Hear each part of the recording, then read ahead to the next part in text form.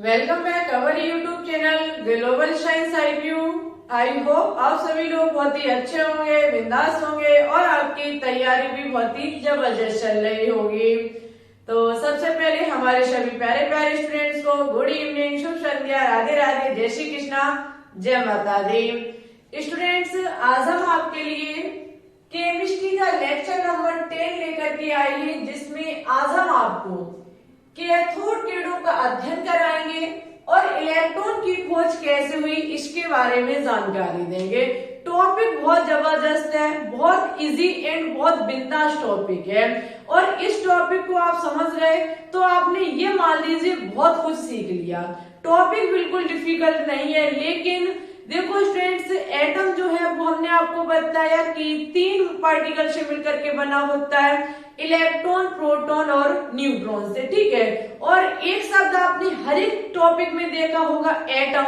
अब जब तक आप एटम का पोस्टमार्टम नहीं करेंगे, उसको नहीं सीखेंगे, तब तक तो हमारे हिसाब से किसी भी चैप्टर को पढ़ना बेकार है, क्योंकि जब एटम का मतलब नहीं पता है तो फिर उसका मीन्स भी आगे जो चीजें आएंगी उसको कैसे समझ पाओगे। तो इसलिए एटम का पूरा पोस्टमार्टम आपको हर हाल में करना है, उसके हर पार्टिकल को अच्छे से पढ़ना है। तो उसी का हम फर्स्ट पार्टिकल लेकर के आई, पहला कण लेकर के आई इलेक्ट्रॉन। इसी प्रकार से हम नेक्स्ट वीडियो में प्रोटॉन को कराएंगे और उससे नेक्स्ट में हम आपको न्यूट्रॉन को कराएंगे, ठीक है। बहुत इजी तरीके से कराएंगे। ये इजी वे जो होगा वो आपको बहुत ज्यादा पसंद आएगा। आप उठा लीजिए कॉपी पेन, और ये टॉपिक सभी मेडिकल एग्जाम के लिए बहुत इम्पोर्टेंट एंड कीमती टॉपिक है। आप क्लास 11-12 की तैयारी करना चाहते हैं तब भी बिल्कुल दिल खोल के कर सकते हैं, ठीक है, क्योंकि इस टाइम हम केमिस्ट्री का जो क्लास 11th है उसका सेकंड चैप्टर चला रहे हैं, एटॉमिक स्ट्रक्चर, परमाणु संरचना। इससे पहले हम फर्स्ट चैप्टर कंप्लीट करा चुके हैं, some basic concept of chemistry. नहीं देखा तो प्लेलिस्ट में जाकर के देख लीजिए, ठीक है। चलिए, तो अब हम ज्यादा समय न लेते हुए अपने टॉपिक पर बात करेंगे। पहले हम पॉइंट को पढ़ते हुए चलेंगे और उसको एक्सप्लेन करेंगे। स्टूडेंट्स देखो, जो हमारी स्टडी ऑफ कैथोड रे यानी कि डिस्कवरी ऑफ इलेक्ट्रॉन, कैथोड किरणों का अध्ययन और इलेक्ट्रॉन की खोज, सबसे पहले हुआ क्या कि विलियम क्रूस ने कांच की विसर्जन नली ली। विलियम क्रूस नामक एक वैज्ञानिक हुए, उन्होंने क्या किया कि उन्होंने विसर्जन नली ली। विसर्जन नली ली, वो विसर्जन नली हमारी कांच की बनी हुई थी, ठीक है। उस विसर्जन नली में उन्होंने काम किया। उन्होंने क्या किया स्टूडेंट्स, उन्होंने निर्वात पंप को लगाया। उस विसर्जन नली जो हमारी कांच की बनी हुई थी उसमें उन्होंने निर्वात पंप को लगाया। ये निर्वात पंप काम क्या करता है?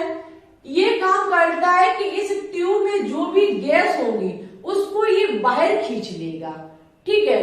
विलियम क्रूस ने एक कांच की नली ली, निर्वात पंप को लगाया, जिससे ये निर्वात पंप इस कांच की नली के अंदर की पूरी गैस जो होगी वो सब कुछ बाहर खींच लेगा।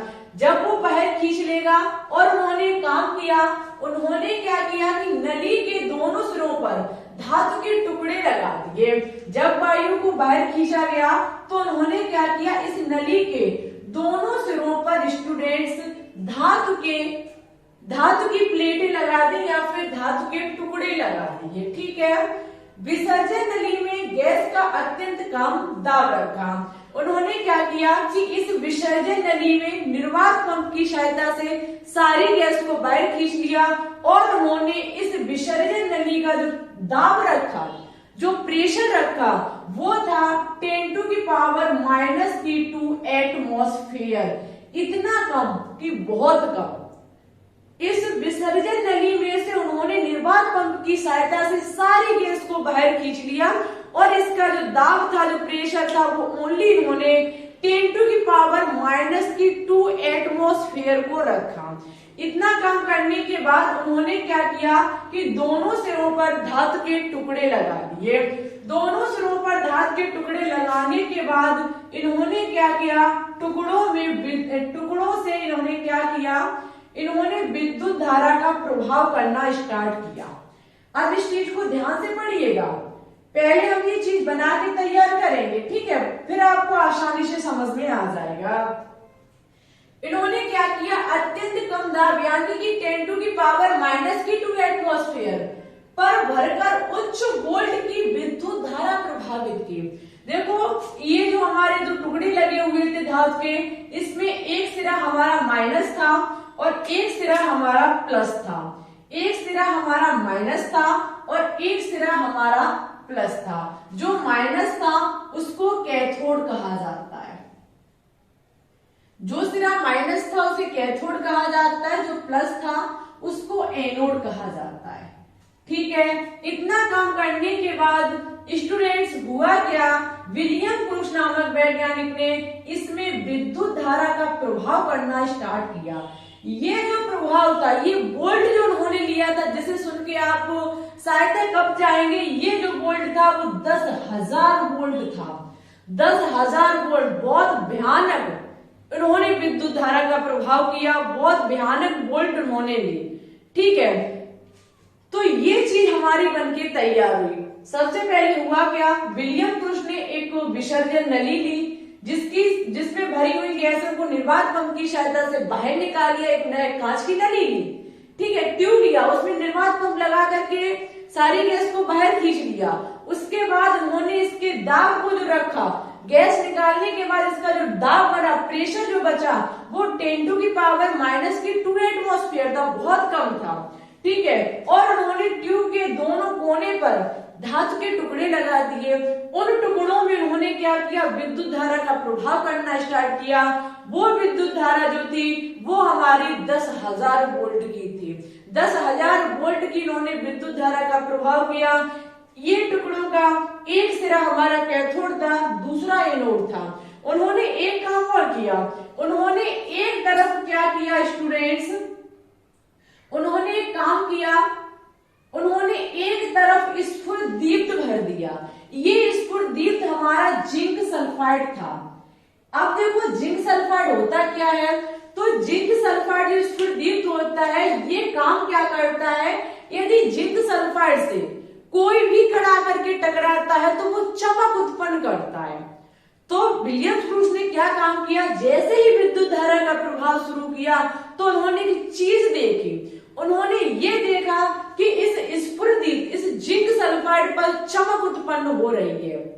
उन्होंने कहा हो ना हो, यहाँ से कुछ ना कुछ ऐसी चीज निकल रही है जो यहाँ जाकर के टकरा रही है और वो चमक उत्पन्न कर रही है। क्योंकि जिंक सल्फाइड जो एक तरफ लगाया हुआ था, उन्होंने देखा कि वो चमक उत्पन्न कर रहा है। अब वो चमक उत्पन्न होगा कब, जब जिंक सल्फाइड पर कोई ना कोई कड़ा करके टकराएगा। तो विलियम क्रूस ने जैसे ही विद्युत धारा प्रभावित की, 10,000 का वोल्ट जैसे उन्होंने उत्पन्न किया, तो उन्होंने देखा कि कुछ यहाँ से ऐसे यहाँ से कट जा रहे हैं, कुछ यहाँ से कट जा रहे हैं और वो इस सतह पर, इस सामने जो जिंक सल्फेट का लेप किया था उस पर टकरा रहे हैं और वहां से चमक उत्पन्न कर रहे हैं। ठीक है, लेकिन ये हमारे इलेक्ट्रॉन थे। उस वक्त ये बात पता नहीं थी कि ये इलेक्ट्रॉन है, ये बात तो बाद में पता चली, लेकिन उन्होंने इतना ओनली कहा कि हो ना हो, यहाँ से कुछ तो ऐसा निकल रहा है, कुछ तो पार्टिकल यहाँ से निकल रहे हैं जो यहाँ पे जाकर के चमक उत्पन्न कर रही है। विलियम क्रूस ने क्या काम किया कि कैथोड से निकलने वाले जो कण थे, जो किरणें थी, उन्होंने उसे कैथोड किरणों का नाम दिया। ठीक है, उन्होंने ये नहीं जाना कि इलेक्ट्रॉन थे, उन्होंने कहा कि ये कैथोड सिरे से निकल रहे हैं, कैथोड सिरे से यहाँ से किरणें निकल रही हैं। जब ये कैथोड के सिरे से निकल रही हैं, तो विलियम क्रूस नामक वैज्ञानिक ने इसे कैथोड किरण का नाम दिया। ठीक है, जब देखो यहाँ लिखा हुआ है कि कैथोड से एनोड की तरफ विद्युत धारा का प्रभाव होने लगा, साथ ही नलिका में चमक उत्पन्न होगी। कैथोड सिरे से एनोड सिरे की तरफ विद्युत धारा का प्रभाव स्टार्ट हुआ। विद्युत धारा का प्रभाव के साथ साथ इसमें क्या हुआ, इस नली में चमक उत्पन्न हो गई। जब इसमें चमक उत्पन्न हो गई तो इन किरणों को कैथोड किरणों का नाम दिया गया। जो किरणें यहाँ से जा रही थी, इस स्फुटदीप्त जिंक सल्फाइड पर जाकर के चमक उत्पन्न कर रही थी, उन किरणों को विलियम क्रूस नामक वैज्ञानिक ने कैथोड किरणों का नाम दिया। ठीक है, आगे आए हमारे नेक्स्ट वैज्ञानिक जे थॉमसन। कौन से वैज्ञानिक? नेक्स्ट आए हमारे जे थॉमसन, वैज्ञानिक आए जे थॉमसन। जे थॉमसन ने क्या काम किया कि यहां से ये किरणें निकल रही थी, उन्होंने यहां से क्या काम किया, उन्होंने देखा कि यहां से कोई ऋणावेशित कण निकल रही है। अब उन्होंने कैसे किया, कैसे समझा, वो अभी हम गुण बताएंगे आपको। विलियम क्रूस ने ओनली इतना जाना कि कुछ निकल रहा है यहाँ से, लेकिन हमारे वैज्ञानिक आए जे थॉमसन, उन्होंने जाना और पहचाना कि यहाँ से हो ना हो कोई ऋणावेशित पार्टिकल निकल रहा है, निगेटिव यहाँ से कोई पार्टिकल निकल रहा है। उस ऋणावेशित कण को जे थॉमसन ने इलेक्ट्रॉन का नाम दिया। ठीक है, तो अब यहाँ से इलेक्ट्रॉन की खोज कौन करता है? J Thomson. लेकिन शुरुआत किसने की थी? विलियम क्रूस नामक वैज्ञानिक ने एक कांच की विसर्जन नली को लेकर के। ठीक है, अब हम बात करेंगे कि कैथोड किरणों के गुण क्या है। कैथोड किरणों की देखो गुण की बात की जाए तो कैथोड किरणें सीधी रेखा में चलती हैं। कैथोड किरणें सीधी रेखा में कैसे चलती हैं? देखो, जब हमने विसर्जन नली विद्युत धारा का प्रभाव किया तो हमने क्या काम किया कि यहाँ से जो किरणें निकल रही थी इसके बीच में कुछ ऐसी चीज रख दी, माना कि हमने इस बीच में कुछ भी रख दिया, यहाँ से ये किरणें निकली, इससे टकराई और हमने देखा कि यहाँ पर ये अपना क्या परछाई इसकी बन रही है। हमने इस ट्यूब के बीचा बीच में कोई चीज रखी, उस चीज की परछाई हमने देखी नीचे बन रही है। हम समझ गए कि हाँ, यहाँ से निकलने वाली जो किरणें हैं वो सीधी रेखा में गमन करती है। ठीक है, यहाँ से निकली जो किरणें हैं वो सीधी रेखा में गमन कब करें? जब हमने कैसे जाना कि सीधी रेखा में गमन करती हैं? हमने क्या काम किया कि इस ट्यूब के बीच में कोई एक पदार्थ रखा, उस पदार्थ की परछाई हमने बनती हुई देखी और हम समझ गए कि कैथोड किरणें सीधी रेखा में गमन करती हैं। नेक्स्ट है, ये किरणें ऋणावेशित कणों से बनी होती हैं जिन्हें इलेक्ट्रॉन कहा जाता है। ये किरणें जे थॉमसन ने कहा कि ये किरणें ऋणावेशित कणों से मिलकर के बनी होती हैं जिन्हें उन्होंने इलेक्ट्रॉन का नाम दिया। अब कैसे जाना उन्होंने कि हाँ ये वास्तविकता ऋणावेशित कणों से मिलकर के बनी हुई है? तो उन्होंने काम किया, इधर साइड उन्होंने प्लस सिरा लिया और इधर साइड उन्होंने माइनस सिरा लिया। एक तरफ उन्होंने क्या काम किया, प्लस सिरा लिया और एक तरफ उन्होंने माइनस सिरा लिया। जैसे ही विद्युत धारा प्रभावित की, उन्होंने देखा कि यहाँ से निकलने वाली जो किरणें थी वो प्लस सिरे की तरफ मुड़ गई। जितनी भी किरणें थी वो किधर मुड़ गई? प्लस सिरे की तरफ। उन्होंने जान लिया कि ये ऋणावेशित है, नहीं, जैसे वो प्लस सिरे की तरफ निकली उन्होंने समझ लिया कि ये कोई ना कोई ऋणावेशित कण या फिर ऋणावेशित किरणें यहाँ से निकल रही है, तभी वो धन सिरे की तरफ मुड़ी है। क्योंकि ये नियम है कि प्लस हमेशा माइनस को आकर्षित करता है, प्लस माइनस की तरफ आकर्षित होता है, माइनस प्लस की तरफ आकर्षित होता है। हम वहीं से समझ गए, जे थॉमसन भाई साहब वहीं से समझ गए कि यहाँ से निकलने वाली किरणें कैसी हैं? ऋणावेशित है। ठीक है, ऋणावेशित है, तो उन्होंने इनको नाम दिया इलेक्ट्रॉन का। यहाँ से हम कह सकते हैं कि विद्युत क्षेत्र से भी प्रभावित होती है, क्योंकि जब ये प्लस माइनस से हो गई तो विद्युत क्षेत्र से प्रभावित हो गई, और हम कह सकते हैं चुंबकीय क्षेत्र से भी प्रभावित होती है। हमने ए गैस लिया तो हमने इसी प्रकार से देखा कि कैथोड किरणें जो है वो चुंबकीय क्षेत्र से भी प्रभावित होती है। आगे लिखा हुआ है इनमें गतिज ऊर्जा होती है। अब ये पॉइंट समझने वाला है, बहुत अच्छा पॉइंट है कि ये किस प्रकार से इनमें गतिज ऊर्जा होती है। देखो स्टूडेंट्स, हमने क्या काम किया, जे थॉमसन ने क्या काम किया कि इसके बीच में कोई एक घुमावदार वस्तु को रख दिया, कुछ भी मान लीजिए, ठीक है। यहाँ पर उन्होंने क्या किया, इस ट्यूब के बीच में कोई पंखा रख दिया, माना कि कोई फैन रख दिया। उन्होंने देखा कि जैसे इसमें विद्युत धारा प्रभावित करते हैं तो ये पंखा जो है वो घूमने लगता है। ये पंखा जो है वो क्या करने लगता है, घूमने लगता है। वो समझ गए ये जो किरणें हैं, ये किरणें जो है वो कणों से मिलकर के बनी हुई है और उन कणों में गतिज ऊर्जा है। गतिज ऊर्जा होने के कारण ही ये पंखे को क्या कर देती है, घुमा देती है। ठीक है, यहाँ से पता चलता है कि इनमें क्या होती है, इनमें गतिज ऊर्जा होती है। नेक्स्ट है, ये किरणें प्रतिदीप्त उत्पन्न करती हैं और फोटोग्राफिक प्लेट को भी प्रभावित करती है। तो बिल्कुल करती है फोटोग्राफ को, क्योंकि सामने जिंक सल्फेट की हमने परत रखी और वहां इन्होंने चमक भी उत्पन्न की।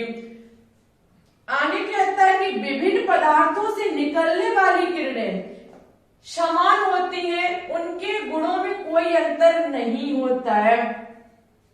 हम इस विसर्जन नली में हमने निर्वात पंप को निकाल करके गैस को बाहर किया, लेकिन कुछ तो कण गैस के बचे ही होंगे, क्योंकि ये जो हमारा दाब था वो 10⁻⁻² एटमॉस्फेयर था। शेष गैस तो उसी में रखी हुई है। ठीक है, इतना गैस को निकाला कि हमने उसका जो प्रेशर है वो 10⁻⁻² एटमॉस्फेयर को रखा है। तो यहाँ हम कहना चाहते हैं कि इस ट्यूब में चाहे कौन सी भी गैस भरी हो, चाहे वो हाइड्रोजन गैस हो, चाहे वो हमारी नियोन गैस हो, चाहे वो आर्गन हो, चाहे कौन सी भी गैस हो, लेकिन निकलने वाले इलेक्ट्रॉन जो ऋणावेशित कण होंगे उनके गुण एक समान होंगे। ऐसा नहीं है कि हर गैस में हर एक कैथोड किरण की जो गुण धर्म है वो चेंज हो जाए, ऐसा कुछ नहीं है। गुण धर्म हमारी गुण वही रहेंगे। ठीक है, बस यही हमारी इलेक्ट्रॉन की खोज थी। एक बार थोड़ा समझाने का फिर प्रयास करते हैं। एक विलियम क्रूस नामक वैज्ञानिक हुए जिन्होंने विसर्जन नली ली, निर्वात पंप को लगा करके उन्होंने उसकी सारी गैस को बाहर खींच लिया। उसके बाद उन्होंने दोनों सिरों पर धातु की प्लेट ली और उसका जो ट्यूब का जो दाब था, प्रेशर था, वो 10⁻⁻² एटमॉस्फेयर रखा। उसके बाद उच्च वोल्ट धारा प्रभावित की, बहुत भयानक, जो कि हमारी 10,000 वोल्ट थी। मान लीजिए बहुत थी, समझ नहीं सकते। आपने देखा होगा हमारे घर में मीटर लगे होते हैं, उसमें 220 वोल्ट होता है, और ये कहाँ 10,000 वोल्ट, बहुत ज्यादा। इन्होंने विद्युत धारा का प्रभाव किया। इन्होंने देखा कि कैथोड किरणों से कुछ ऐसी किरणें निकल रही थी जो एनोड की तरफ चमक उत्पन्न कर रही थी। उन्होंने देखा कि चमक उत्पन्न कर रही है, तो उन्होंने सोचा कि वो ना हो, यहाँ से कुछ ऐसी चीज निकल रही है, यहाँ से कुछ ऐसे कण निकल रहे हैं जो यहाँ टकराने के बाद इस पर चमक उत्पन्न कर रहे हैं। उन्होंने क्या काम किया, यहाँ से निकलने वाली किरणों को जो चमक उत्पन्न कर रही थी, उन्होंने उसे कैथोड किरणों का नाम दिया। आगे आए हमारे वैज्ञानिक जे थॉमसन। उन्होंने यहाँ से निकलने वाली किरणों में देखा कि ये ऋणावेशित कण है, इन किरणों में ऋणावेशित कण है। इन किरणों को, इन ऋणावेशित कणों को जे थॉमसन नामक वैज्ञानिक ने इलेक्ट्रॉन की खोज की। इस प्रकार से इलेक्ट्रॉन की हमारी खोज हुई, जब उन्होंने कैथोड किरणों जो कण थे उनको इलेक्ट्रॉन का नाम दिया, और उन इलेक्ट्रॉन को नाम देने से इलेक्ट्रॉन की डिस्कवरी यानी कि खोज हो पाई। ठीक है, और यहाँ ये विद्युत चुंबकीय क्षेत्र से भी प्रभावित होता है, विद्युत क्षेत्र से भी, इनमें गतिज ऊर्जा भी होती है, और ये सीधी रेखा में गमन करते हैं। ठीक है, यही हमारे कैथोड किरणों के गुण थे, इलेक्ट्रॉन की खोज थी। हमें पूरा भरोसा है कि आपको समझ में भी आया होगा और आपने यहाँ से बहुत कुछ सीखा भी होगा। यदि आपने सीखा हो तो छोटा सा निवेदन है, हाथ जोड़ करके रिक्वेस्ट है, वीडियो को लाइक करें, दोस्तों के साथ शेयर करें। चैनल पर अभी न्यू जुड़ रहे हैं तो चैनल को सब्सक्राइब करके बेल आइकन को दबा के ऑल पर क्लिक जरूर कर लें, जिससे हमारी अन्य आने वाली वीडियो के नोटिफिकेशन आपके पास टाइम टू टाइम पहुंचते रहें। और स्टूडेंट्स, डेली लाइव आना बिल्कुल भी ना भूलें। शाम 3 बजे इस चैनल पर, ग्लोबल साइंस IQ चैनल पर लाइव स्ट्रीम चलती है, जहां पर केमिस्ट्री की 500 क्वेश्चन की सीरीज सॉल्व कराई जा रही है। ठीक है, और अपलोड क्लास भी आपको टाइम टू टाइम देने का हम प्रयास करेंगे स्टूडेंट्स। अभी हो सकता है फिलहाल होली तक, फिलहाल वो लगभग मान लीजिए 25 मार्च तक गैप भी हो सकता है। हम आपको पहले ही बता देते हैं गैप हो सकता है। ठीक है, लेकिन उसके बाद हमारे रेगुलर, लेकिन ये 3 बजे लाइव डेली आएंगे हम। ठीक है, इसको गैप नहीं करेंगे। एक बार अपलोड क्लास में हम गैप कर सकते हैं, लेकिन ये 3 बजे आपकी डेली चलेगी, कंटिन्यू चलेगी। डेली आइएगा और अपने दोस्तों को भी लेके आइएगा, यहाँ से आप बहुत कुछ सीखेंगे। क्योंकि आपको केमिस्ट्री में यदि दिलचस्पी बढ़ानी है तो ज्यादा से ज्यादा केमिस्ट्री को समय देना होगा। ठीक है, ये कोई भयानक सब्जेक्ट नहीं है, बहुत अच्छा सब्जेक्ट है, पढ़ने में अच्छा लगता है। ठीक है, और ज्यादा से ज्यादा आपसे बस इतनी ही निवेदन रहती है कि शेयर करते रहिए उन स्टूडेंट्स के साथ जो students CP net, VHU, RUHS, nursing, paramedical, pharmacy, other किसी मेडिकल एग्जाम की तैयारी करना चाहते हैं। ठीक है, क्लास 11, 12 की भी आप यहाँ से तैयारी कर सकते हैं। आप टेलीग्राम चैनल को भी ज्वाइन कर लीजिए, जिसका नाम है ग्लोबल साइंस IQ। लिंक नीचे डिस्क्रिप्शन में डली हुई है, आप क्लिक करके उससे ज्वाइन हो सकते हैं, जहाँ पे हर क्लास की PDF भी आपको मिलती रहती है। और स्टूडेंट्स बताइएगा जरूर टॉपिक समझ में आया या नहीं आया। और आपके एक क्वेश्चन है हमारा, आपको लिखना होगा कमेंट बॉक्स में, होमवर्क है हमारा। कमेंट बॉक्स में आपको बताना होगा इलेक्ट्रॉन पर आवेश कितना होता है, प्रोटॉन पर आवेश कितना होता है और न्यूट्रॉन पर आवेश कितना होता है। इसका आंसर आपको कमेंट बॉक्स में कमेंट करके बताना होगा। क्वेश्चन का आंसर जरूर दीजिएगा, जिससे हम भी जाने कि हाँ आप क्लास को कंप्लीट वॉच करते हैं, अच्छे से देखते हैं, नोट डाउन भी करते हैं। ठीक है, नोट डाउन करना बहुत जरूरी है। एग्जाम टाइम के नोट्स आपके बहुत हेल्प करेंगे, काम भी आएंगे। ठीक है, और चलिए तो फिर ठीक है, आज के लिए बस इतना ही रखते हैं। अपना ख्याल रखना, अच्छे से स्टडी करना। किसी भी प्रकार की कोई भी दिक्कत हो तो आप हमसे क्वेश्चंस भी कर सकते हैं। कमेंट बॉक्स में लिखिए अपना कमेंट और हम उसका रिप्लाई करने की पूरी कोशिश करेंगे। ठीक है, चलिए तो चलिए फिर ठीक है, मिलते हैं कल 3 बजे लाइव स्ट्रीम में और मिलेंगे किसी अपलोड क्लास के साथ, एक नए टॉपिक के साथ और बिंदास एनर्जी के साथ और अच्छी सोच के साथ आपको पढ़ाने का प्रयास करेंगे। हर चीज आपको समझाने की कोशिश करेंगे, हर बुक को डिस्कस करेंगे जहां से एग्जाम में क्वेश्चंस पूछे जाते हैं। ठीक है, okay, thanks for watching this video. जय हिंद, जय भारत, ऑल द बेस्ट।